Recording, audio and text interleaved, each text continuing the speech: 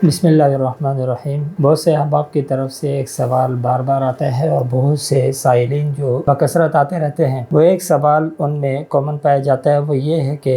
اپنے انداز میں اپنی شکایت کا اظہار کرتے ہیں کہ کوئی کہتا ہے دل گھبراتا ہے، کوئی کہتا ہے کہ دل کے اندر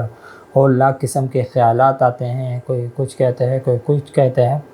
لیکن لب لباب ان تمام باتوں کا یہی ہوتا ہے کہ یہ لوگ شکایت کر رہے ہیں کس چیز کی؟ دل کے سکون نہ ہونے کی، عدم سکون کی، کہ دل کے اندر سکون کی کیفیت ان کے نہیں ہے۔ اب دل کے جب سکون کی کیفیت مفقود ہوتی ہے تو پھر یہ لوگوں کے پاس چلے جاتے ہیں، بھاگتے ہیں، دوڑتے ہیں، اس چیز کے پیچھے لگے رہتے ہیں کہ بھئی کوئی عمل ہو جائے، کوئی وظیفہ ہو جائے، کوئی دوا ہو جائے، کوئی دارو ہو جائے، کہ دل کے اندر سکون ہمارے آ جائے، دل کے اندر ہمارے اطمینان آ جائے۔ جس طریقے سے لوگ اپنی نارمل لائف گزار رہے ہیں، ہم بھی ویسے گزار سکیں، ہمارے کو بھی یہ پریشانی نہ ہو کہ بھی دل کے اندر اضطراب ہو، دل کے اندر بے قراری ہو، دل کے اندر بے سکونی ہو، عدم اطمینان ہو۔ تو کوئی ایسا وظیفہ، کوئی ایسا طریقہ تجویز کریں کہ جس سے دل کے اندر قرار، اطمینان اور سکون آ جائے۔ تو میرے بھائی یہ بات تو بالکل عام فہم ہے اور تقریباً ہر شخص اس کو جانتا ہے، جیسا کہ اللہ کے عالم نے قرآن کریم میں بھی فرمایا کہ دل کا سکون جو ہے وہ اللہ کی یاد کے اندر ہے۔ اب اللہ کی یاد کا جو ہم لوگوں نے معنی مطلب مفہوم لیا ہے وہ صرف یہ ہے کہ بھئی ہم بس اللہ اللہ کرتے رہیں، دل ہمارا ذکر کرتا رہے اور بس ٹھیک ہے، اس سے ہمارے دل کو اطمینان آ جائے۔ اللہ کے ذکر کا مطلب خالی یہی نہیں ہے، بلکہ مطلب اس کا یہ ہے کہ آپ اپنے ہر قول اور فعل کو اللہ رب العالمین کے بیان کردہ طریق کے موافق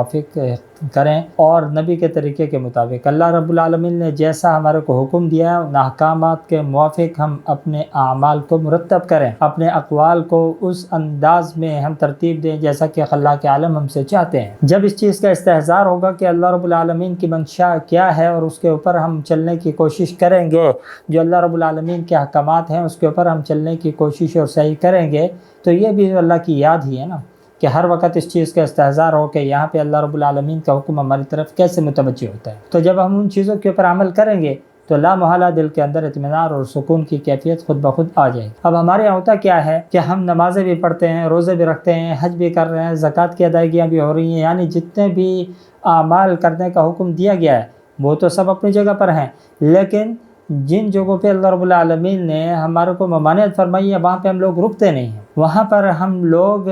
اپنے تمام حدود کو پائمال کرتے ہیں۔ وہ اکثر نشستوں کے اندر میں کہتا ہوں کہ اتنے بڑے بڑے گناہ ہیں اور ہم اتنے مزے سے اس کو کر رہے ہوتے ہیں اور ہمارے کو احساس تک نہیں ہوتا کہ ہم لوگ یہ گناہ کر رہے ہیں۔ اب مثلا اس کے اندر کیا ہے؟ اس کے اندر یہ ہے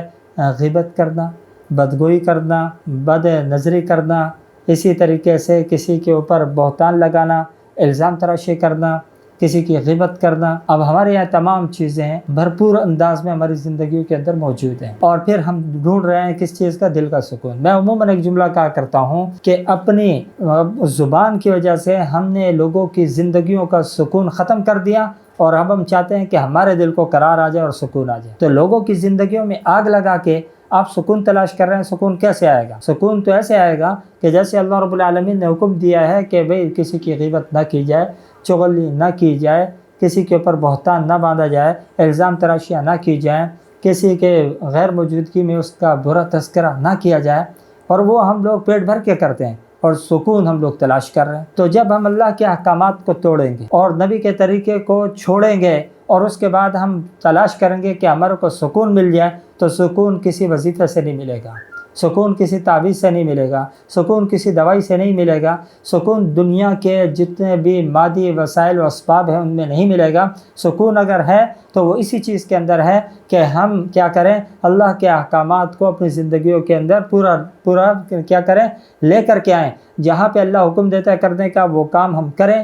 اور جہاں سے اللہ رب العالمین نے ہمیں منع کیا ہے وہاں سے ہم رکے بھی۔ اب ہمارے یہاں کیا حال ہے کہ ہم یہ کہتے ہیں کہ بھئی ہم تو نمازیں بھی پڑھ رہے ہیں، ہم تو تلاوت بھی پابندی سے کرتے ہیں، اور بہت سے تو ایسے آتے ہیں جو کہتے ہیں بھی ہم تو قیام اللیل بھی کر رہے ہیں، لیکن اس کے باوجود بھی مولانا صاحب سکون نہیں ہے۔ تو سکون آئے گا کہاں سے؟ آپ قیام اللیل کرتے ہیں، آپ نفلی روزے رکھ رہے ہیں، آپ نفلی عمرے کر رہے ہیں، حج کر رہے ہیں، تمام کے تمام اعمال آپ کرتے ہیں، لیکن جو گناہوں والی زندگی آپ گزار رہے ہیں، جس کے اندر غیبت ہے، جس کے اندر بدگوئی ہے، جس کے اندر لوگوں کے اوپر الزام تراشی ہے، بہتان تراشی ہے،